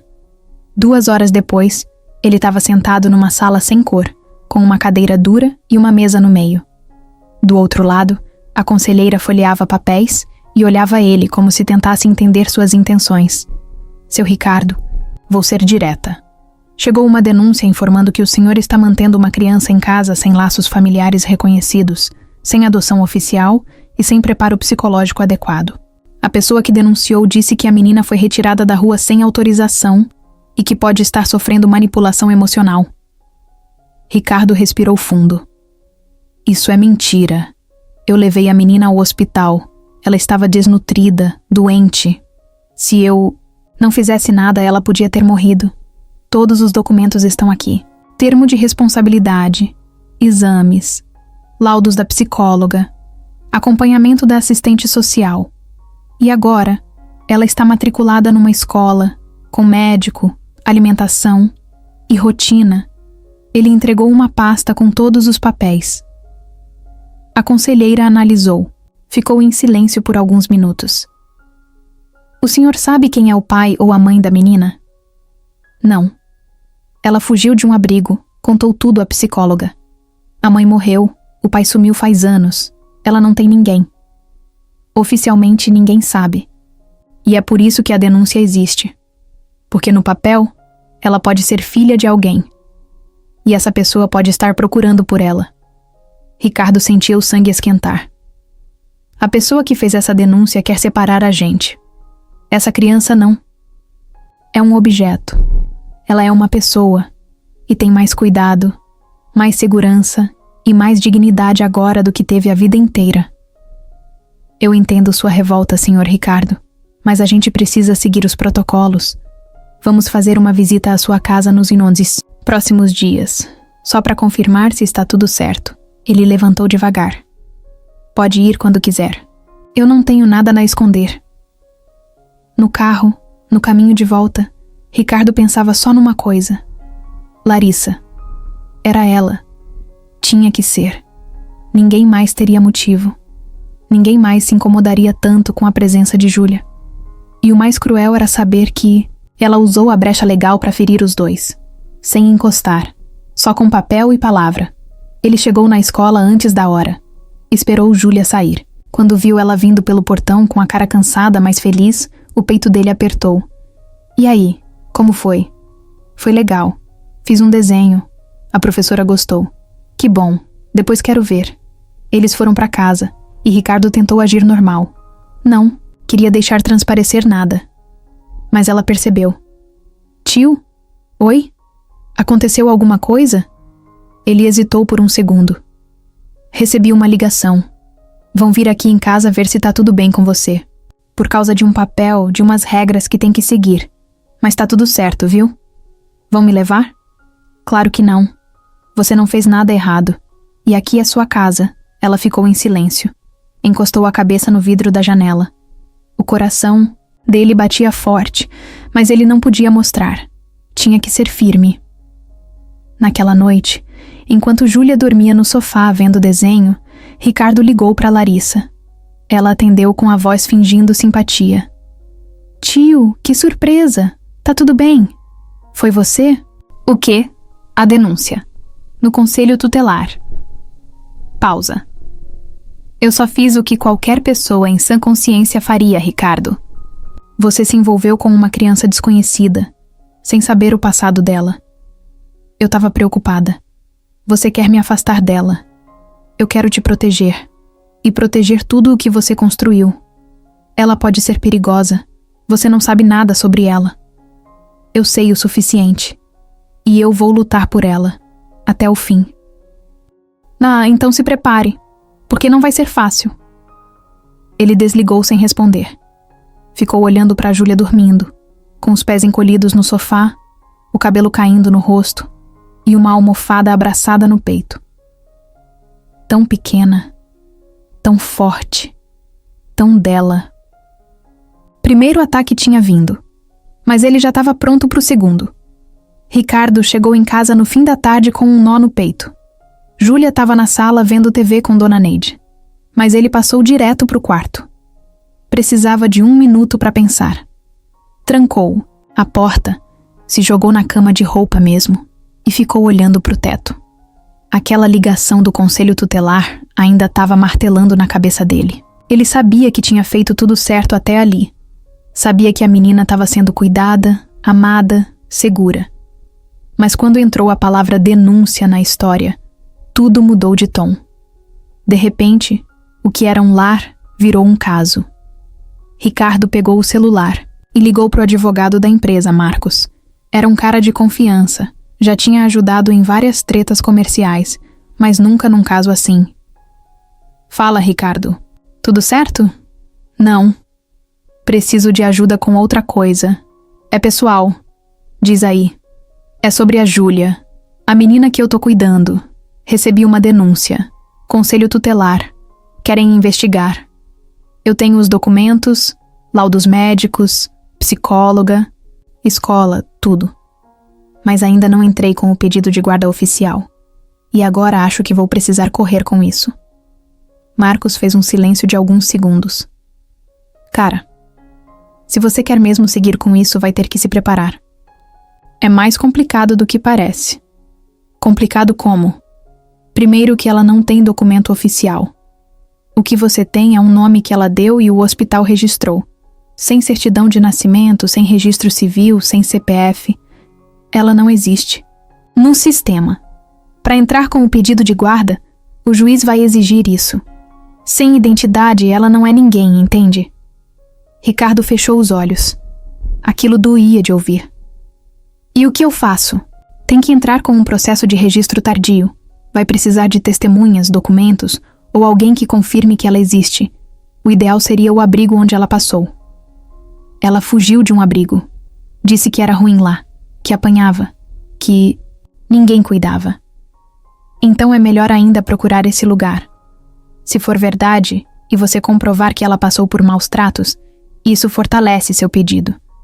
Mas prepara o emocional, porque se for mentira, o juiz pode entender que ela é instável. Ou que você está sendo enganado. Ricardo mordeu o lábio. Tava ouvindo tudo, mas por dentro, era como se alguém tivesse virando uma faca devagar. Tem mais uma coisa, disse Marcos. O processo de guarda pode ser bloqueado por qualquer familiar que apareça alegando laço de sangue. Um tio, um pai, um primo distante. Se a Larissa estiver mesmo envolvida nisso, ela pode mexer os pauzinhos e tentar inventar alguma ligação, mesmo que falsa. Eu não vou deixar ninguém tirar ela de mim. Então se prepara. A briga vai ser longa. Vai envolver assistente social, psicólogo forense, audiência, juiz. E, se acharem melhor, o juiz pode mandar ela para um abrigo enquanto o processo rola. O quê? Ricardo levantou da cama num pulo. É a lei. Eles chamam de medida de proteção temporária. Até decidir se você é ou não apto. Se alguém alegar que ela corre risco com você, mesmo sem prova concreta, o juiz pode agir por precaução. Isso é um absurdo. Eu concordo. Mas é o sistema. Você quer isso? Vai ter que lutar com tudo. Ricardo desligou a ligação com um gosto amargo na boca. Foi até o banheiro, lavou o rosto, olhou para o espelho e pensou: você entrou nisso com o coração, mas agora vai precisar da cabeça. Voltou para a sala. Júlia estava desenhando no caderno, sentada no tapete. Dona Neide dobrava a roupa no sofá.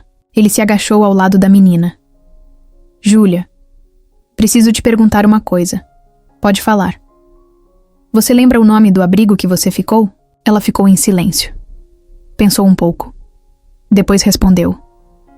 Tinha uma placa azul, e o nome começava com L. Lar, alguma coisa. Lar das crianças, acho. E você lembra de alguém de lá? Algum adulto? Uma moça chamada Cleide. Era a única que falava baixo. Ricardo anotou tudo. A gente vai atrás disso, tá bom? Por quê? Porque a gente precisa que as pessoas saibam que você é de verdade, que você existe, e que merece ficar aqui. Ela olhou para ele confusa. Mas eu já tô aqui. Ele sorriu, mas era um sorriso tenso. Eu sei, mas tem gente que acha que você não deveria, e a gente vai provar que elas estão erradas. Na manhã seguinte, ele e Marcos foram até o antigo abrigo. O prédio ainda existia, mas agora com outro nome. A estrutura era velha, o portão enferrujado. Quando entraram, encontraram uma funcionária, nova na recepção. Ricardo explicou a situação. Eu tô cuidando de uma menina que passou por aqui. Ela se chama Júlia, morou aqui há uns 2 anos. Disse que fugiu. Quero saber se vocês têm algum registro dela. A mulher digitou no computador. Procurou em pastas, ligou para outra pessoa. Temos sim. Júlia dos Santos. Ela ficou aqui quase 11 meses. Deu entrada com 6 anos. A mãe tinha sido internada. O pai consta como desconhecido. Ricardo sentiu o coração bater mais forte. Vocês sabem por que ela fugiu? A mulher hesitou. Olha, teve umas denúncias aqui naquela época. Umas coisas que não conseguimos comprovar. Mas teve barulho. Depois que ela sumiu, ninguém mais procurou. Foi registrado como evasão. Acontece às vezes. Tem como eu pegar uma cópia do que tiver no sistema? Com autorização? Tem. Mas só com ordem judicial. Ricardo saiu de lá com raiva. Não. Da mulher. Do sistema. Da ideia de que uma criança podia desaparecer por meses e ninguém sentir falta. Na saída, ligou para Marcos. Eu preciso que isso vá para o juiz o mais rápido possível. Tudo. Já tô cuidando. Mas você vai ter que falar com um psicólogo indicado pelo fórum. E a menina também. Eles vão querer saber se vocês têm mesmo vínculo. E se ela não tá só querendo fugir de algo pior? A gente tem. Eu só não sei como provar. Com convivência. Com rotina. Com verdade. Quando chegou em casa, Júlia veio correndo mostrar um desenho novo. Era ela com um crachá no pescoço, em pé na frente de uma lousa. Eu sou professora aqui, ela disse animada. Professora? É. Vou ensinar criança que não tem casa. Que nem eu. Ricardo ajoelhou, segurou o desenho e engoliu em seco. Acho que você vai ser a melhor professora do mundo. E naquele momento, ele entendeu. O processo era longo, duro, burocrático, mas ela já era dele. Só faltava o papel. Detetive contratado por Larissa chamava Maurício. Era um cara que sabia fuçar a vida dos outros sem deixar rastros. Já tinha feito de tudo. Seguir marido infiel, descobrir fraudes de empresa, até rastrear herdeiros escondidos. Mas quando Larissa ligou pedindo uma investigação completa sobre uma menina de rua, ele estranhou. Mesmo assim, aceitou. Dinheiro era dinheiro. Ela foi direta. O nome é Júlia dos Santos. Passou por um abrigo público em São Paulo. Quero tudo. Se teve confusão, se aprontou, se fugiu. Qualquer coisa que possa comprometer essa imagem de menina boazinha que meu tio tá comprando. Maurício pegou a missão e começou pelo que tinha mais acesso: os registros antigos de abrigos públicos. Como a documentação não era digital na época, ele foi pessoalmente até o local onde funcionava o antigo Lar das Crianças Esperança. Chegando lá, deu de cara com uma funcionária mais velha, que torceu o nariz quando ele mencionou o nome. Júlia? Aquela que fugiu? Essa mesmo. Quero entender melhor o histórico dela. Sou jornalista. Tô fazendo uma matéria sobre crianças desaparecidas. Mentiu sem piscar. A mulher olhou pro lado, depois cochichou. Olha, não posso te mostrar nada oficial, mas lembro dessa menina. Era miudinha, quieta, vivia encolhida, num canto. Não falava com ninguém. E por que ela fugiu? Isso. É meio complicado. Maurício puxou o gravador do bolso sem mostrar que estava ligado. Pode confiar, só quero a verdade. Teve um problema aqui na época. Um monitor novo que não durou nem 3 meses foi afastado depois que uma das crianças contou que ele ficava entrando nos quartos à noite. A Júlia estava num dos quartos. Nunca confirmou nada, mas depois disso ficou ainda mais fechada. E sumiu. Ninguém nunca mais soube. Esse cara foi preso? Nada. Foi mandado embora e pronto. O abrigo abafou. Disseram que não tinha prova. Típico. Maurício anotou tudo. Depois foi atrás do tal monitor. Achou o nome. Darlan Souza. Procurou em redes sociais, em processos públicos, até encontrar um endereço atual. Era um bairro afastado, Zona Leste. Pegou o carro e foi. Darlan era um homem de 40 e poucos anos, careca, barrigudo, com cara de quem vive de bico. Atendeu a porta com uma camiseta furada e um cigarro na mão. Júlia dos Santos? Ele repetiu. Acho que lembro. Era a pequenininha, né? Isso. Tô juntando informações sobre ela. Parece que voltou a aparecer. Darlan sorriu, mas não era um sorriso bom. Era do tipo que dá arrepio. E o que eu ganho com isso? Maurício colocou uma nota de 100 no bolso da camisa dele. Vai depender do que você sabe. Darlan encostou na parede da porta e falou. Ela nunca me acusou de nada. Nunca abriu a boca.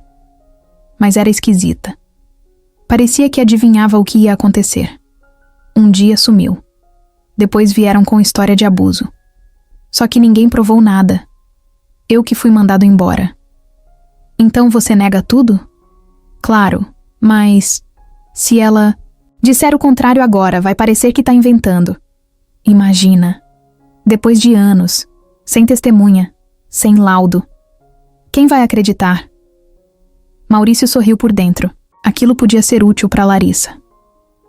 Do outro lado da cidade, Ricardo também estava investigando. Ele e o advogado tinham conseguido marcar uma reunião com a ex-coordenadora do abrigo na época. Uma mulher chamada Eliane, que hoje trabalhava em um projeto social independente. Ela recebeu os dois com olhos cansados e uma expressão triste quando ouviu o nome da menina. Júlia, ela me marcou. A gente sabia que alguma coisa errada estava acontecendo, mas não tínhamos estrutura para lidar. Tava tudo desmoronando. Funcionários saindo, verba cortada, denúncias internas que nunca foram para frente. E ela Foi uma das vítimas? Eliane olhou para o chão. Não posso afirmar. Mas ela fugiu depois do escândalo. Foi uma das poucas que não voltou. E isso me deixou com culpa. Ricardo apertou os olhos. Aquilo explicava tanta coisa. O nome do monitor envolvido era Darlan? Ela fez que sim. Ele foi embora sem ficha criminal. A chefia preferiu evitar escândalo. Mas a gente sabia. E se ela estiver com você, então ela conseguiu escapar. Isso já é uma vitória. Ricardo agradeceu. Saiu dali com a cabeça fervendo. Enquanto Maurício mandava um relatório completo para Larissa. Assunto: informações sobre Júlia dos Santos. Confirmado que a menina esteve em abrigo público entre 6 e 7 anos. Fugiu após episódio interno relacionado a um monitor acusado de comportamento inadequado. Não há provas oficiais. Porém, ex-funcionários ainda lembram dela. Também descobri que ela nunca teve acompanhamento psicológico registrado na época. Sugiro usar isso como argumento. Instabilidade emocional, falta de laço familiar comprovado, histórico de evasão. Larissa respondeu minutos depois. Perfeito. Agora é só o juiz saber disso. Pode deixar comigo. No dia seguinte, chegou um comunicado oficial. A audiência de tutela temporária estava marcada para dali a 3 semanas. Júlia não sabia de nada ainda. Estava no quarto, desenhando no caderno novo. Um bonequinho pequeno, escondido debaixo de uma cama. E outro maior, parado na porta. Ricardo olhou aquilo e sentiu o estômago virar. Estava na hora de contar a verdade. Ricardo ligou para Larissa no começo da tarde de um sábado. A voz dele saiu firme, sem curva, sem gentileza. Preciso falar com você, pessoalmente. Agora? Agora. Aconteceu alguma coisa? Aconteceu. Vem aqui. Desligou antes que ela pudesse enrolar. Ele não ia dar mais espaço para dúvida. Não depois do que ficou sabendo. Não depois do relatório do detetive. Não depois de saber o que Júlia viveu naquele abrigo. E muito menos depois de ver que Larissa ia usar aquilo para virar o jogo contra uma criança. 40 minutos depois, o interfone tocou. Ricardo atendeu com a mesma voz seca. Sobe. Quando ela entrou, ele já estava na sala esperando. Nada de café, nem de gentileza. Só uma mesa com uma pasta de documentos aberta. E ele de pé, com os braços cruzados. Larissa entrou com aquele sorriso falso que ela usava quando sabia que ia mentir. Ué, que clima é esse? Senta. Ela sentou no sofá, ajeitando a saia como se estivesse num ambiente elegante. Mas o ar da sala estava denso. Vamos direto ao ponto. Ricardo começou. Você fez a denúncia no conselho tutelar e ainda contratou alguém para fuçar o passado da Júlia. Achei que você só queria me afastar dela, mas agora vejo que você quer destruir ela. Larissa não respondeu. Mexeu no anel do dedo, desconfortável. Sabe o que o detetive descobriu? Que ela fugiu de um abrigo, porque um monitor entrava nos quartos à noite, e que ninguém fez nada, ninguém protegeu ela. Ela era só uma criança, sozinha. E você quer usar isso contra ela? Ricardo, Cala a boca. Agora você escuta, ela travou. Nunca tinha visto ele assim. Você pode me odiar, pode achar que eu sou fraco, burro, ou que perdi o juízo. Mas mexer com uma criança que passou por tudo isso é mais que crueldade, é covardia. Eu só tô tentando proteger a nossa família. O senhor construiu tudo sozinho. E agora quer deixar tudo nas mãos de uma menina que apareceu do nada? Isso não é sobre herança. Claro que é. Você não enxerga, mas ela tá tomando o seu lugar, o seu tempo, o seu foco. Eu fui sua família por anos. Eu tava do seu lado. E agora você age como se eu fosse uma inimiga. Você virou uma inimiga quando começou a atacar uma criança. Larissa levantou do sofá. Você não sabe o que tá fazendo. Ela pode te enganar. Pode ter mentido. E se aquele homem não tiver feito nada? E se ela só tiver inventado para fugir? Eu vi o olhar dela. Eu vi o medo. Eu vi a dor. E mesmo que fosse só um trauma, ainda assim seria verdade para ela. Larissa cruzou os braços. mas a pose já não era firme. A maquiagem perfeita não escondia a raiva. E quando ela crescer? E se ela se voltar contra você? Você vai fazer o quê? Vai perder tudo por ela? Ricardo deu um passo à frente. Se eu perder tudo, mas ela continuar aqui, bem, com saúde, com dignidade, vale a pena. Ela ficou em silêncio. Pela primeira vez, sem resposta. A audiência tá marcada. Ele continuou. E se você usar esse relatório sujo, se inventar qualquer coisa, eu vou expor tudo, inclusive a sua motivação. Todo mundo vai saber que você tentou tirar uma criança de onde ela finalmente estava segura, só para manter sua parte da herança intocada. Eu não preciso do seu dinheiro, mas quero o poder. Sempre quis. E sabe o que é pior? Você nunca precisou disso. Você podia ser incrível, inteligente, capaz, com seu próprio nome. Mas preferiu ser pequena. E isso não tem volta. Larissa apertou a bolsa com força. O rosto tremia. Você vai se arrepender. Já me arrependi de muita coisa. Mas não dela. Ela foi até a porta. Abriu devagar. Parou antes de sair. Você vai perder. Ela não é sua filha. Não ainda. Mas vai ser. A porta bateu. E o silêncio voltou. Ricardo sentou no sofá. Pegou o desenho que Júlia tinha feito. Naquela manhã. Era um sol com um sorriso e 2 pessoas no meio da grama. Ela e ele. Só isso. Respirou fundo. Sabia que a luta ainda estava começando. Era uma quarta-feira de manhã. Ricardo tinha acabado de deixar Júlia na escola, passou na padaria para comprar pão e voltou para casa sentindo aquele clima esquisito, como se tivesse uma pedra nas costas que não dava para enxergar, mas que ele carregava o tempo todo. Dona Neide estava na cozinha arrumando as coisas quando ele entrou pela porta. Aconteceu alguma coisa? Ela perguntou só de olhar. Ainda não, mas vai acontecer. É a Larissa? Ele fez que sim com a cabeça, largou a sacola do pão na pia e foi direto pro escritório. Abriu o notebook, entrou no e-mail e encontrou o que estava esperando. Uma notificação oficial do Tribunal de Justiça. Larissa tinha dado entrada num pedido de contestação da guarda provisória de Júlia. Até aí, ele já imaginava. Mas o que vinha em anexo era o que gelava o sangue. Ela dizia que tinha localizado uma mulher desaparecida, chamada Ana Paula dos Santos, que alegava ser a mãe biológica de Júlia. O documento incluía uma declaração assinada, um endereço em outro estado e a confirmação de que essa mulher estaria presente na audiência. Ricardo não conseguia acreditar. Pegou o telefone, ligou para o advogado. Marcos, você viu o que chegou? Vi. Tô analisando agora. Cara, isso é sério. Ela forjou isso? Parece que sim.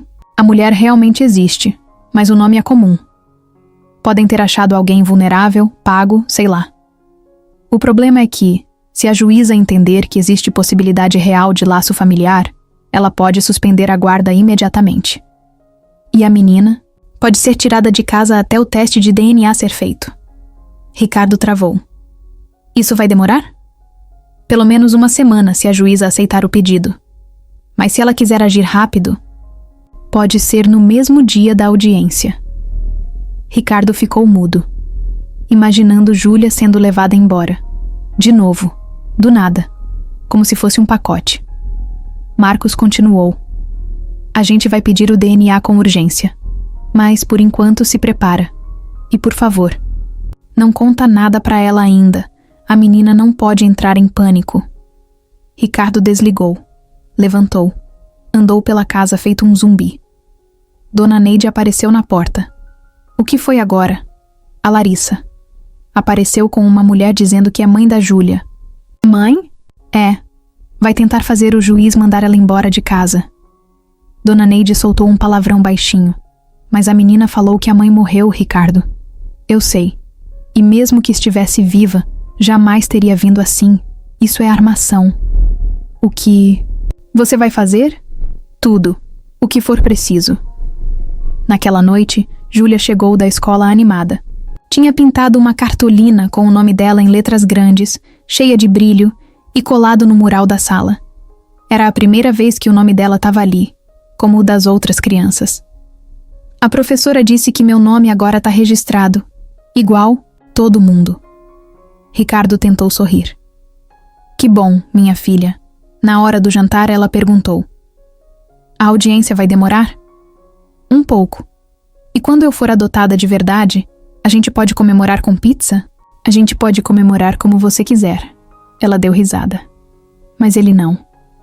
Na madrugada, Ricardo não conseguiu dormir.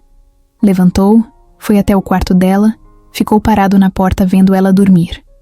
O cabelo espalhado no travesseiro, a respiração leve. Aquilo era paz. E alguém queria tirar isso dela. No dia seguinte, Marcos ligou. Tem mais uma coisa. A mulher que a Larissa contratou tem um histórico de problemas mentais. Já foi internada. Isso pode ser nosso trunfo. Você consegue provar? Tô correndo atrás. Mas vai depender da juíza aceitar investigar. Se ela achar que isso é invasivo, não adianta. Ricardo pensou por um segundo. E se eu conseguir uma carta da Júlia, contando tudo, escrito por ela, do jeito dela? Pode ajudar, principalmente se for espontâneo. No fim da tarde, Ricardo levou Júlia até a pracinha do bairro. Sentaram num banco. Ele tirou um caderno da mochila. Júlia, quero te pedir uma coisa, mas só se você quiser. O quê? Escreve aqui, do seu jeito, tudo o que você sente. Sobre estar aqui. Sobre o que mudou na sua vida. Sobre o que você quer pra frente. Pode desenhar também. É só pra registrar. Ela olhou pra ele desconfiada. É por causa da audiência? Ele hesitou, mas decidiu não mentir. É. Pode ajudar a mostrar pra juíza o quanto você importa. E o quanto isso tudo importa pra você? Ela ficou pensativa. Tá, mas não olha, tá? Prometo. Ela pegou o caderno e começou a escrever. Com letra torta, algumas palavras erradas, mas com uma sinceridade que doía. Antes eu dormia em papelão. Agora tenho coberta quente. Antes eu não comia todo dia. Agora tem comida. Antes ninguém me escutava. Agora o tio me escuta. Eu quero ficar. Não quero voltar para trás. Meu nome é Júlia. E eu já sou daqui.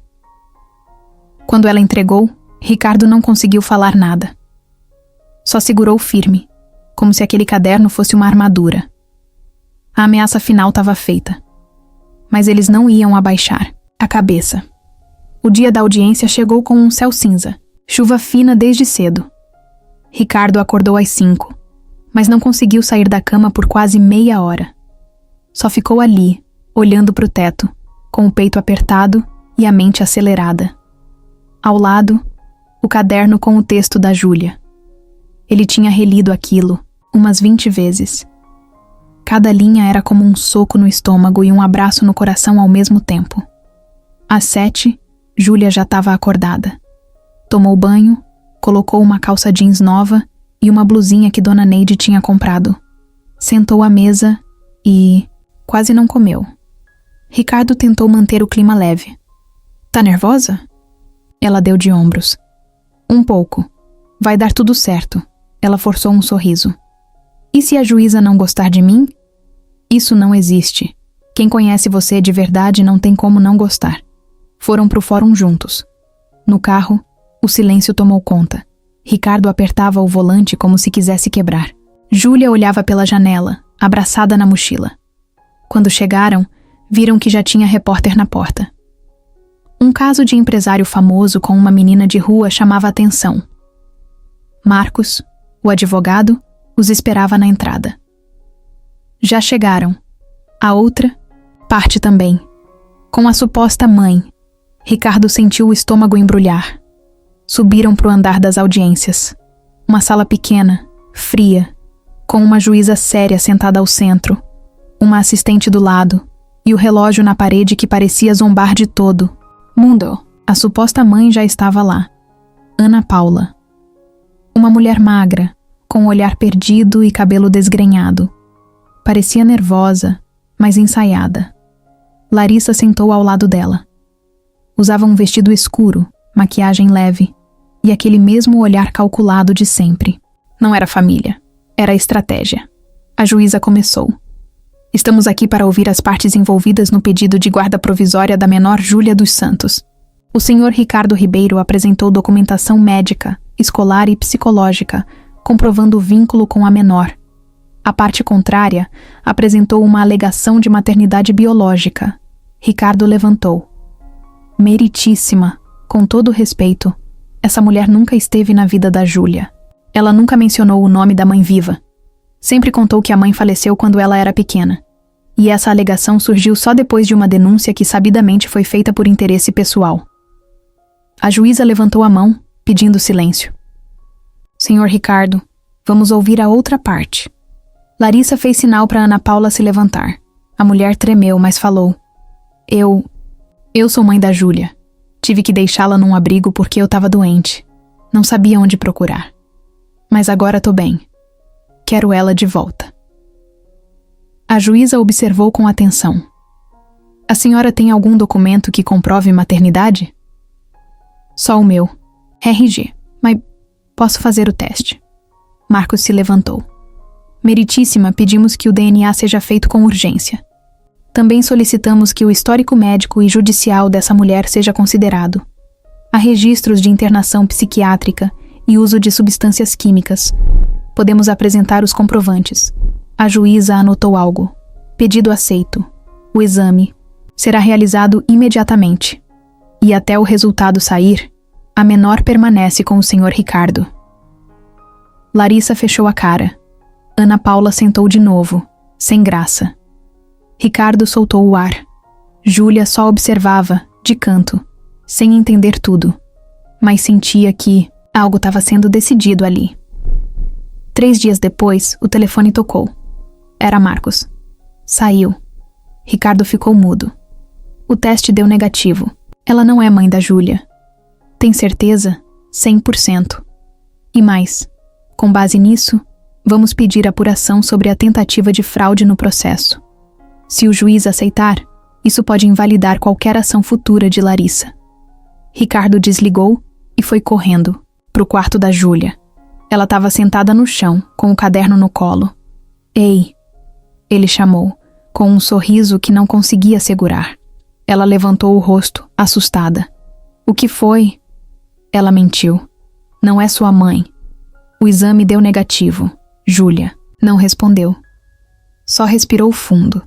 Depois de uns segundos, olhou para ele. Eu já sabia. Como? Porque mãe não some assim e depois volta do nada. Ele se agachou na frente dela. Agora ninguém mais pode tirar você de mim, entendeu? Ela balançou a cabeça. E pela primeira vez, ela pulou no pescoço dele.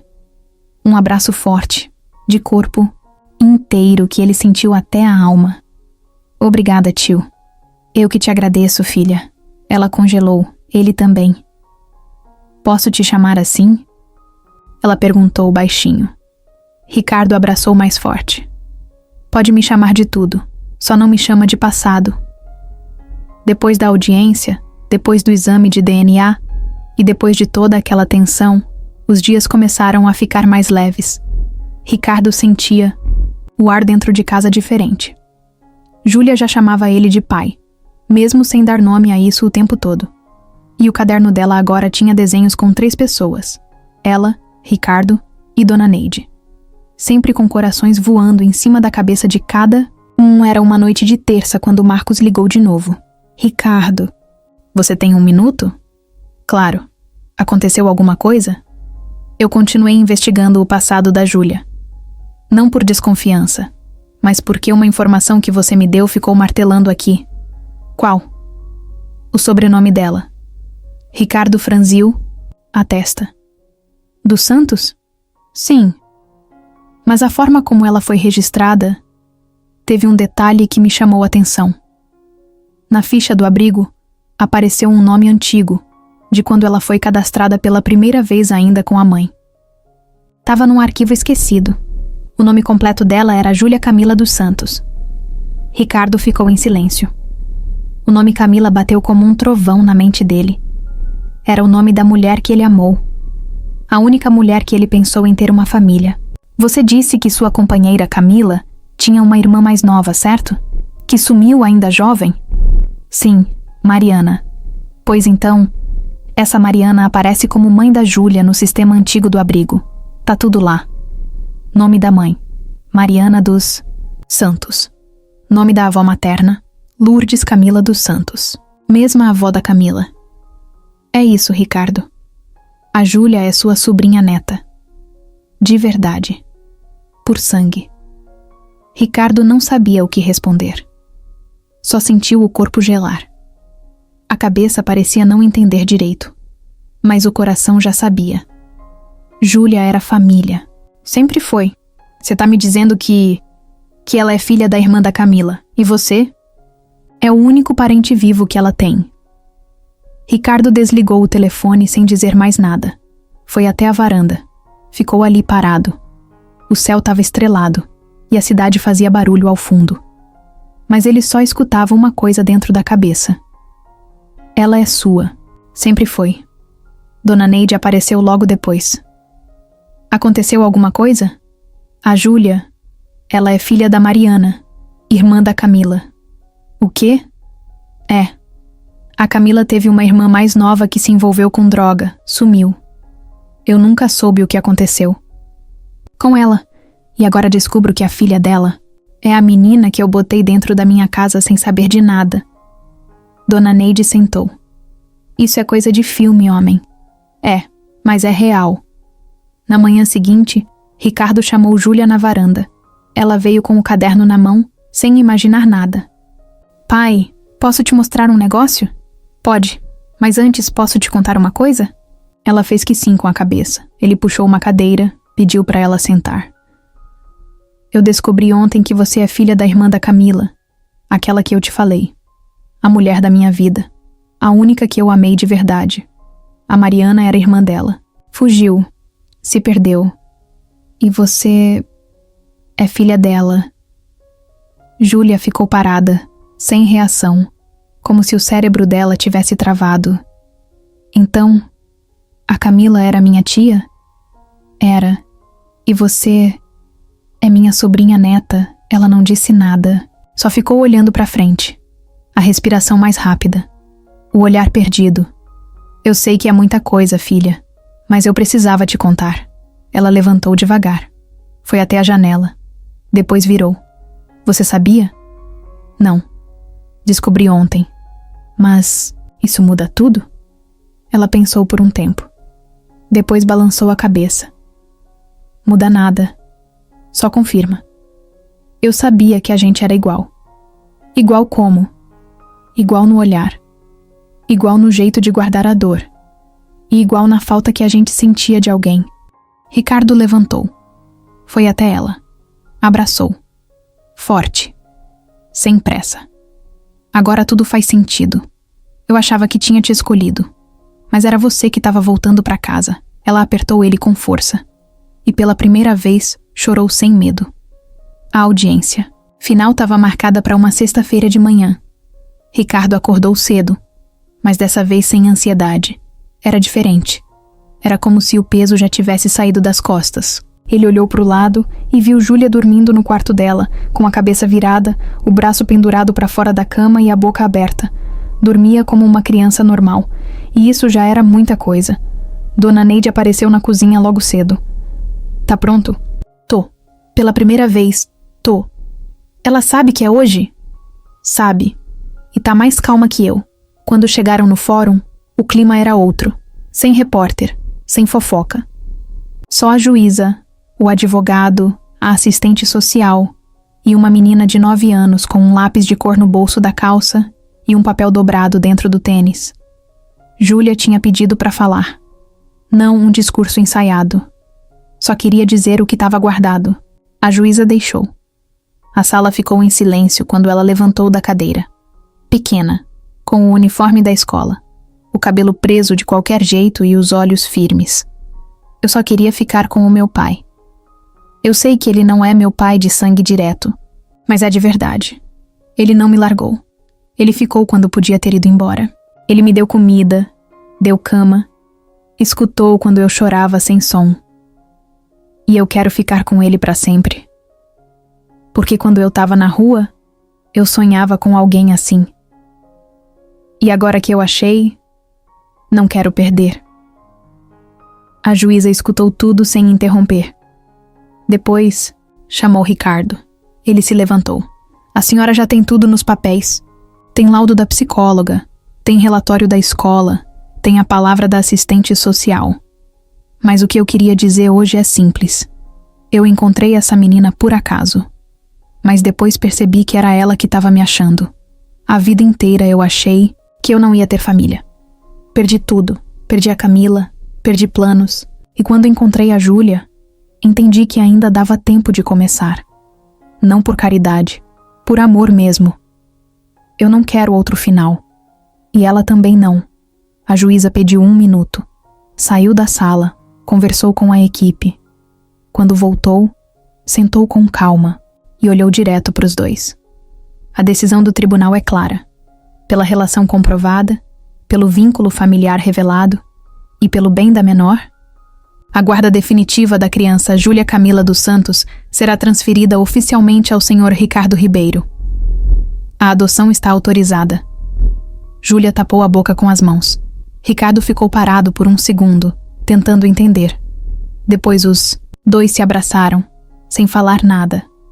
Só o som do choro baixinho dos dois ocupando a sala. Do lado de fora, Marcos apertou a mão de Ricardo. Agora é para sempre. Dona Neide tirou o celular e tirou uma foto deles dois na escadaria do fórum. Júlia com o papel da adoção na mão e Ricardo com o braço nos ombros dela. Não era uma imagem bonita por causa da roupa ou da pose. Era bonita porque era real. Naquela noite, eles fizeram a tal comemoração. Pizza, sorvete, filme na sala. Júlia dormiu no sofá com a cabeça no colo de Ricardo. E ele ficou ali, olhando para frente, passando a mão devagar no cabelo dela. De madrugada, ele levantou, colocou ela na cama e voltou para o próprio quarto. Abriu a última gaveta, pegou uma caixa velha e tirou uma foto antiga da Camila. Ficou olhando por um tempo.